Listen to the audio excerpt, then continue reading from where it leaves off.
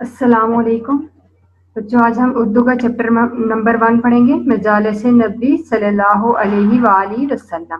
इस कहानी को लिखा है अलामा शिबली नुमानी ने, यानी कि इस कहानी के मुसन्निफ हैं अलामा शिबली नुमानी।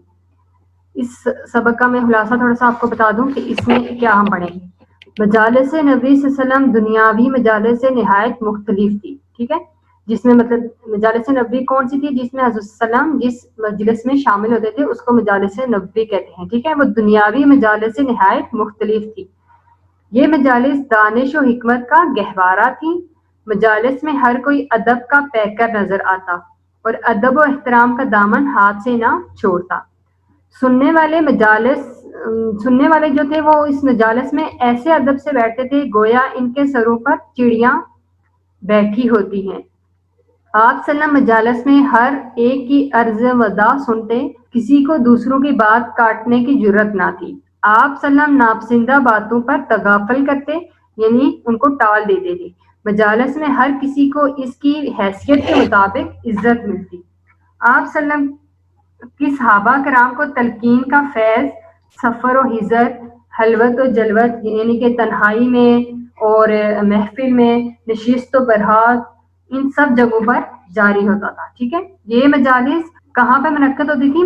मस्जिद नबवी में। ठीक है, तो सुबह का वक्त होता था इस मजलिस का, मतलब कि सुबह के वक्त ये मजलिस कायम होती थी। ठीक है, तो इसके बारे में आज हम इस कहानी में पढ़ेंगे। आगे है रीडिंग। शहंशाह कौनेन का दरबार सल्लम का दरबार नकीब व चाउश और हेलो हशम का दरबार ना था। नकीब व चाउश का मतलब होता है दरबार में आने वालों की खबर देने वाले। ठीक है, हेलो हशम का मतलब है नौकर चाकर। दरवाजा पर दरबान भी नहीं होते थे। दरबान कौन? वही जो खबर देते हैं। ठीक है, ताहम नबूवत के जलाल से हर शख्स पैकरे तस्वीर नजर आता था। हदीसों में आया है कि हजरत सल्लल्लाहु अलैहि वसल्लम की मजलिस में लोग बैठे तो ऐसा मालूम होता कि उनके सरों पर चिड़ियां बैठी हुई हैं, यानी कोई शख्स जरा भी जुम्बश नहीं करता। जुम्बश का मतलब है हरकत। गुफ्तगू की इजाजत में तरतीब का लिहाज रहता था, लेकिन ये इम्तियाज मरातब नस्ब नाम या दौलत व माल की बिना पर नहीं। मरातब नस्ब नाम इसका मतलब है सिलसिला खानदान, बल्कि फजल व इस्तेहकाक की बिना पर होता था। इस्तेहकाक मुस्तहिक होना। सबसे पहले आप सलाम अहले हाजत की तरफ मुतवज्जो होते और इनकी मारूजात सुनकर इनकी हाजत बरारी फरमाते।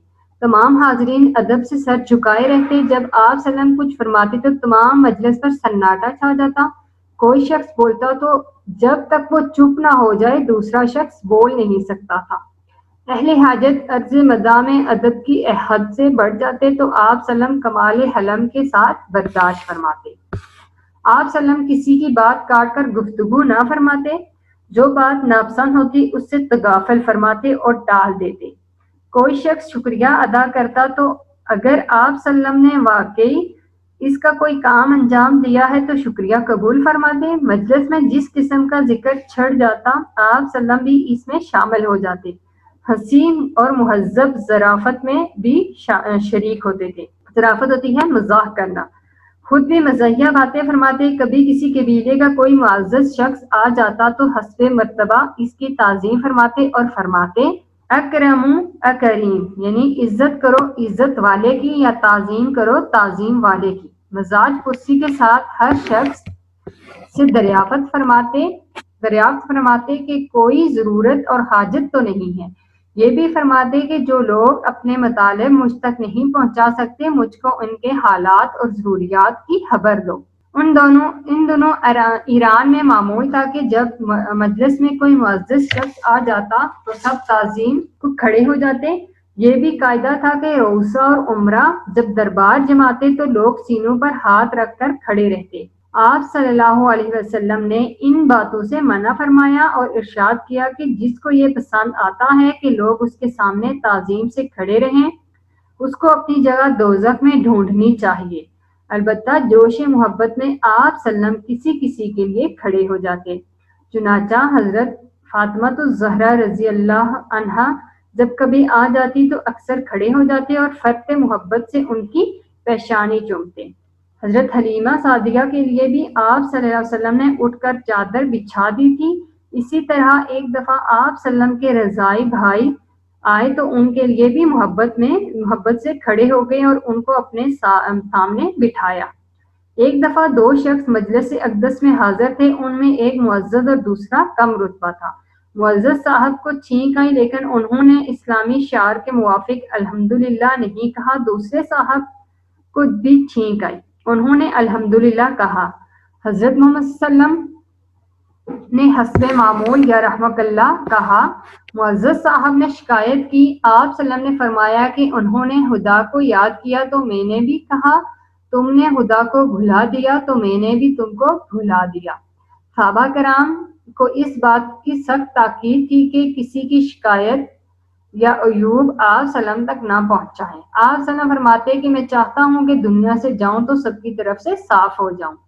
حضرت کی تعلیم و تلقین کا فیض اگرچہ سفر، حضر، خلوت، جلوت، نشست و برخاست غرض ہر وقت جاری رہتا تھا۔ سفر حضر کو صرف گھر کو، گھر میں یا سفر میں، خلوت محفل، جلوت محفل، خلوت تنہائی، نشست و برخاست اٹھنا یا بیٹھنا، ہر جگہ، ٹھیک ہے۔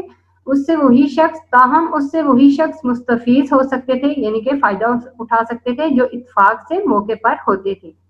اس بنا پر آپ صلی اللہ علیہ وسلم نے تعلیم و ارشاد کے لیے بعض اوقات خاص کر دیے تھے کہ لوگ پہلے سے مطلع رہیں اور جن کو استفادہ منظور ہو وہ آ سکیں۔ یہ صحبتیں عموماً مسجد نبوی صلی اللہ علیہ وسلم میں منعقد ہوتی تھیں۔ مسجد نبوی میں ایک چھوٹا سا صحن تھا، کبھی آپ صلی اللہ علیہ وسلم وہاں نشست فرماتے۔ ابتدا میں آپ صلی اللہ علیہ وسلم کی نشست کے لیے کوئی جگہ ممتاز نہ تھی۔ باہر سے اجنبی لوگ آتے تو آپ صلی اللہ علیہ وسلم کے پہچاننے میں دقت ہوتی۔ صحابہ کرام اجمعین نے ایک چھوٹا سا چبوترا بنا دیا، آپ صلی اللہ علیہ وسلم اس میں تشریف رکھتے تھے، باقی دونوں طرف صحابہ کرام اجمعین حلقہ باندھ کر بیٹھ جاتے۔ آپ صلی اللہ علیہ وسلم کی مجالس میں آنے والوں کے لیے کوئی روک ٹوک نہ تھی۔ عموماً بدو اپنے اسی وحشت نما طریقے سے آتے اور بے باکانہ سوال جواب کرتے۔ خلق نبوی کا منظر ان مجالس میں زیادہ حیرت انگیز بن جاتا ہے۔ آپ صلی اللہ علیہ وسلم پیغمبر خاتم کی حیثیت سے رونق افروز ہیں۔ صحابہ کرام اجمعین عقیدت کش غلاموں کی طرح خدمت اقدس میں حاضر ہیں۔ ایک شخص آتا ہے اور اس کی حضرت صلی اللہ علیہ وسلم میں اور حاشیہ نشینیوں میں کوئی ظاہری امتیاز نظر نہیں آتا۔ لوگوں سے پوچھتا ہے محمد صلی اللہ علیہ وسلم کون ہیں؟ صحابہ کرام رضی اللہ عنہم اجمعین فرماتے ہیں کہ یہی گورے سے آدمی جو ٹیک لگائے ہوئے بیٹھے ہیں۔ وہ کہتا ہے اے ابن عبد المطلب، میں تم سے نہایت سختی سے سوال کروں گا، خفا نہ ہونا۔ آپ صلی اللہ علیہ وسلم بہوشی سوال کی اجازت دیتے ہیں۔ باہما سادگی و تواضع، باہما مطلب ان سب کے باوجود، سادگی و تواضع، یہ مجالس روب و وقار اور آداب نبوت کے اثر سے لبریز ہوتی تھی۔ حضرت صلی اللہ علیہ وسلم کی تعلیمات اور تلقینات کا دائرہ اخلاق، مذہب اور تزکیہ نفوس تک محدود تھا۔ اس کے علاوہ اور باتیں منصب نبوت سے خارج تھی، لیکن بعض لوگ نہایت معمولی اور خفیف باتیں پوچھتے تھے۔ خفیف کیا ہوتی ہیں؟ مطلب چھوٹی چھوٹی گہرائی میں جانے والی باتیں جو ہوتی ہیں وہ، مثلا یا رسول اللہ میرے باپ کا نام کیا ہے، میرا اونٹ کھو گیا ہے وہ کہاں ہے۔ آپ صلی اللہ علیہ وسلم اس قسم کے سوالات کو ناپسند فرماتے تھے۔ کوئی شخص کھڑے کھڑے سوال نہیں کرتا تھا۔ ایک شخص نے اس طرح سوال کیا تو آپ صلی اللہ علیہ وسلم نے اس کی طرف تعجب سے دیکھا۔ اسی طرح یہ بھی معمول تھا کہ جب ایک مسئلہ طے ہو جاتا تو دوسرا مسئلہ پیش کیا جاتا اور عین سلسلہ تقریر میں کوئی بات پوچھ بیٹھتا۔ آپ صلی اللہ علیہ وسلم سلسلہ تقریر قائم رکھتے اور فارغ ہو کر اس کی طرف متوجہ ہوتے اور جواب دیتے۔ ایک دفعہ آپ صلی اللہ علیہ وسلم تقریر فرما رہے تھے، ایک بدو آیا اور آنے کے ساتھ اس نے پوچھا کہ قیامت کب آئے گی۔ آپ صلی اللہ علیہ وسلم تقریر کرتے رہے، حاضرین سمجھے کہ آپ صلی اللہ علیہ وسلم نے نہیں سنا۔ کسی نے کہا سنا، لیکن آپ صلی اللہ علیہ وسلم کو ناگوار ہوا۔ آپ صلی اللہ علیہ وسلم نے فرمایا جب لوگ امانت کو ضائع کرنے لگیں گے۔ بولا کہ امانت کیوں کہ ضائع ہوگی؟ فرمایا جب نا اہلوں کے ہاتھ میں کام آئے گا۔ اس قسم کے مجالس کے لیے جو خاص وقت مقرر تھا وہ صبح کا تھا۔ نماز فجر کے بعد آپ صلی اللہ علیہ وسلم بیٹھ جاتے اور فیوز روحانی کا سرچشمہ جاری ہو جاتا۔ بعض روایتوں سے معلوم ہوتا ہے کہ ہر نماز کے بعد آپ صلی اللہ علیہ وسلم ٹھہر جاتے اور مجلس قائم ہو جاتی۔ چنانچہ کعب بن مالک پر جب غزوہ تبوک کی غیر حاضری کی وجہ سے عذاب نازل ہوا تو انہیں مجلس میں آ کر حضرت صلی اللہ علیہ وسلم کی خوشنودی مزاج کا پتہ لگاتے. خود ان کے الفاظ یہ ہیں: میں رسول اللہ صلی اللہ علیہ وسلم کے پاس آتا تھا، سلام کرتا تھا اور آپ صلی اللہ علیہ وسلم بعد نماز کے بعد اپنی مجلس میں ہوتے تھے تو میں اپنے جی میں چاہتا کہ آپ صلی اللہ علیہ وسلم نے جواب سلام میں اپنے لب مبارک ہلائے یا نہیں. صبح کی مجلسوں میں کبھی کبھی آپ صلی اللہ علیہ وسلم واز فرماتے تھے. ترمذی اور ابو داؤد میں ارباز بن ساریہ سے روایت ہے، رسول اللہ صلی اللہ علیہ وسلم نے ایک دن صبح کی نماز کے بعد ایک بلیغ و واز کیا. واز کیا ہوتا ہے؟ نصیحت کرنا. ٹھیک ہے، سمجھ آ رہی ہے؟ اور بلیغ کیا ہوتی ہے؟ حسب موقع گفتگو کرنے والا، جس سے آنکھیں اشک ریز ہو گئی اور دل کانپ اٹھے. نماز کے بعد جو مجلس منعقد ہوتی اس میں واز و نصیحت اور اس قسم کی جزئی باتوں پر گفتگو ہوتی تھی، لیکن ان اوقات کے علاوہ آپ صلی اللہ علیہ وسلم خاص طور پر حقائق و معارف کے اظہار کے لیے مجالس منعقد فرماتے تھے. یہی مجالس ہیں جن کی نسبت احادیث میں یہ الفاظ آئے ہیں: حضرت ایک دن عام طور پر لوگوں کے لیے باہر نکل. چونکہ افادہ عام ہوتا تھا اس لیے آپ صلی اللہ علیہ وسلم چاہتے تھے کہ کوئی شخص فیض سے محروم نہ رہنے پائے. اس بنا پر جو لوگ ان مجالس میں آ کر واپس چلے جاتے ان پر آپ صلی اللہ علیہ وسلم نہایت ناراض ہوتے تھے. ایک دفعہ ایک صاحب نے حلقہ میں تھوڑی سی جگہ خالی پائی، وہیں بیٹھ گئے. دوسرے صاحب کو درمیان میں موقع نہیں ملا، اس لیے سب کے پیچھے بیٹھے، لیکن تیسرے صاحب واپس چلے گئے. حضرت صلی اللہ علیہ وسلم جب فارغ ہوئے تو فرمایا: اس میں سے ایک نے خدا کی طرف بنا لی، خدا نے بھی اس کو بنا دی. ایک نے حیا کی، خدا بھی اس سے شرمایا. ایک نے خدا سے منہ پھیرا، خدا نے بھی اس سے منہ پھیر لیا. پند و نصائح کتنے ہی مؤثر طریقے سے بیان کیے جائیں لیکن ہمیشہ سنتے سنتے آدمی اکتا جاتا ہے اور نصائح بے اثر ہو جاتے ہیں. اس بنا پر حضرت محمد صلی اللہ علیہ وسلم واعظ و نصائح کی مجالس ناگا دے کر منعقد فرماتے تھے. ٹھیک ہے، مطلب وقفے سے کرتے تھے، مجالس قائم کرتے تھے. بخاری شریف میں ابن مسعود رضی اللہ عنہ سے روایت ہے، حضرت ہم لوگوں کو ناگا دے کر نصیحت فرماتے تھے کہ ہم لوگ اکتا نہ جائیں. ان مجالس کا فیض زیادہ تر مردوں تک محدود تھا اور عورتوں کا موقع کم ملتا تھا. اس بنا پر عورتوں نے درخواست کی کہ ہمارے لیے خاص دن مقرر فرمایا جائے. حضرت نے یہ درخواست منظور فرمائی. ان کے واعظ و ارشاد کے لیے ایک خاص دن مقرر ہو گیا. کبھی کبھی آپ صلی اللہ علیہ وسلم خود امتحان کے طور پر حاضرین سے کوئی سوال کرتے. اس سے لوگوں کا جدت فکر اور اصابت رائے کا، جدت فکر کا کیا مطلب ہوتا ہے؟ ذہانت، اور اصابت رائے مطلب درست صلاح. ٹھیک ہے، لوگوں سے مطلب سوال پوچھتے تھے تاکہ ان کی اصلاح ہو سکے اور ان کی ذہانت کا اندازہ لگایا جا سکے، کا اندازہ ہوتا تھا. حضرت عبداللہ بن عمر رضی اللہ عنہ کا بیان ہے کہ ایک دفعہ آپ صلی اللہ علیہ وسلم نے پوچھا: وہ کون سا درخت ہے جس کے پتے جھڑتے نہیں اور جو مسلمانوں سے مشابہت رکھتا ہے؟ لوگوں کا خیال جنگلی درختوں کی طرف گیا. میرے ذہن میں آیا کہ کھجور کا درخت ہوگا، لیکن میں کمسن تھا اس لیے جرأت نہ کر سکا. بلاخر لوگوں نے عرض کی: حضرت صلی اللہ علیہ وسلم بتائیں. ارشاد فرمایا: کھجور کا درخت. حضرت محمد صلی اللہ علیہ وسلم کی تمام عمر حسرت رہی کہ کاش میں نے جرأت کر کے اپنا خیال ظاہر کر دیا ہو. کھجور کے درخت سے مسلمان کو اس لیے تشبیہ دی گئی ہے کہ کھجور کی ایک ایک چیز فائدہ مند ہے. ٹھیک ہے، کوئی بھی ایسی مطلب تنا ہے وہ بھی فائدہ مند ہے، اور اس کی مطلب کہ کوئی چیز ایسی نہیں ہے جو بے فائدہ ہو. ٹھیک ہے، اس لیے اس کو مسلمان کے ساتھ تشبیہ دی گئی ہے. ایک روز آپ صلی اللہ علیہ وسلم مسجد میں تشریف لائے. صحابہ کرام رضی اللہ کے دو حلقے قائم تھے، ایک قرآن خوانی اور ذکر و دعا میں مشغول تھا. ٹھیک ہے، ایک قرآن کی طرف تھا اور ذکر و دعا میں مشغول تھا، اور دوسرے حلقے میں علمی باتیں ہو رہی تھی. آپ صلی اللہ علیہ وسلم نے فرمایا کہ دونوں عمل خیر کے ہیں، لیکن خدا نے مجھ کو معلم بنا کر مبعوث کیا ہے. یہ کہہ کر علمی حلقے میں بیٹھ گئے. ان مجالس میں دقیق مباحث کو جن کی تہ تک عوام نہیں پہنچ سکتے، مطلب کہ جو گہرائی کی باتیں ہوتی ہیں ان تک جہاں تک عوام نہیں پہنچ سکتے تھے، ناپسند فرماتے تھے. چنانچہ ایک روز صحابہ کرام کی مجلس میں مسئلہ تکبیر پر گفتگو ہو رہی تھی. آپ صلی اللہ علیہ وسلم نے سنا تو حجرہ سے نکل آئے. آپ صلی اللہ علیہ وسلم کا چہرہ مبارک اس قدر سرخ ہو گیا تھا گویا عرض مبارک پر کسی نے انار کے دانے نچوڑ دیے ہیں. آپ صلی اللہ علیہ وسلم نے صحابہ کی طرف مخاطب ہو کر فرمایا: کیا تم اس لیے پیدا کیے گئے ہو قرآن کو باہم ٹکرا رہے ہو؟ گزشتہ امتیں انہی باتوں سے برباد ہوئی ہیں. ان مجالس کا مقصد یہ بھی تھا کہ صحابہ کرام اجمعین جن مسائل میں باہم اختلاف کرتے ہیں حضرت صلی اللہ علیہ وسلم ان کا صحیح فیصلہ فرما دیتے. ٹھیک ہے, یہ تھی ریڈنگ. آگے ہے کوشچن آنسر. کوشچن نمبر 1 ہے, شبلی کے مطابق نبی کریم صلی اللہ علیہ وسلم کا دربار کس قسم کا ہوتا تھا؟ آنسر ہے شبلی کے مطابق. شبلی کون تھے؟ جنہوں نے یہ کہانی لکھی ہے. ٹھیک ہے, علامہ شبلی نعمانی اس کہانی کے مصنف ہیں. شبلی کے مطابق آپ صلی اللہ علیہ وسلم کا دربار تمام دنیا کے درباروں سے بے حد مختلف تھا. روسا و امرا کی طرف آپ صلی اللہ علیہ وسلم کے دربار پر کوئی نقیب اور دربان نہ تھا. آپ صلی اللہ علیہ وسلم کا دربار نہایت سادہ ہوتا تھا, مگر مجلس میں بیٹھے ہوئے لوگ اس قدر محو اور ادب کا لحاظ رکھتے تھے جیسے کہ ان کے سروں پر چڑیاں بیٹھی ہوئی ہیں. ہر کوئی ایک دوسرے کا ادب کرتا, مگر یہ ادب مراتب نسب و نام یا مال و دولت کی وجہ سے نہیں ہوتا تھا.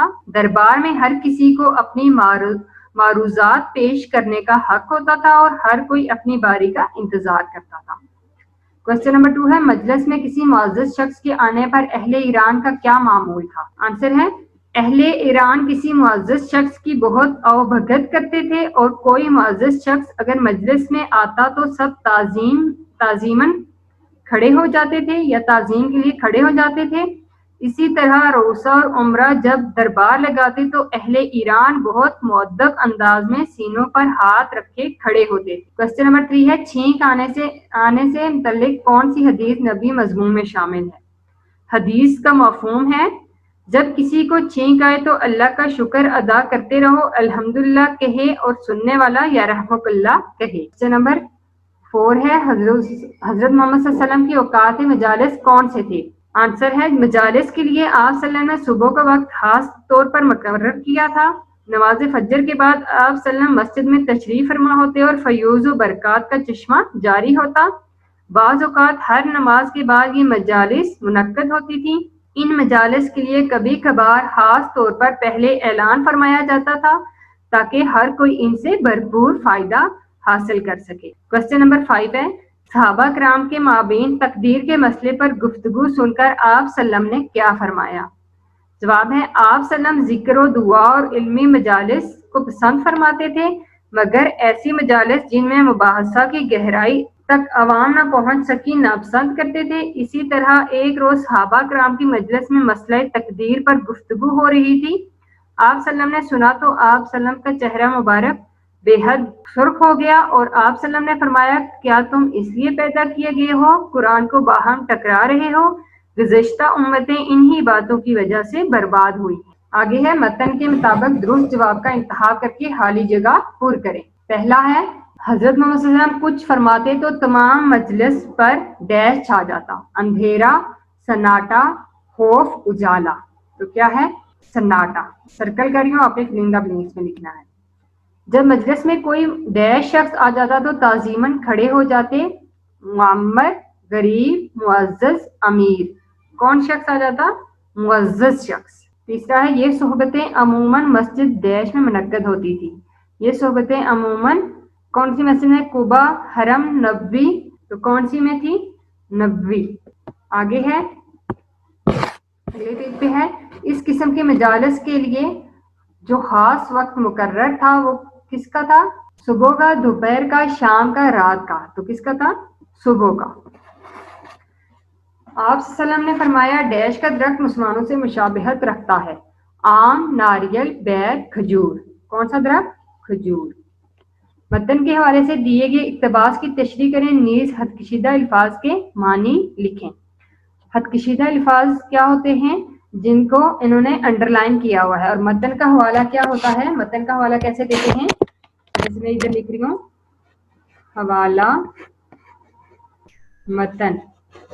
ٹھیک ہے, جب بھی آپ تشریح کریں گے اوپر لکھیں گے حوالہ متن.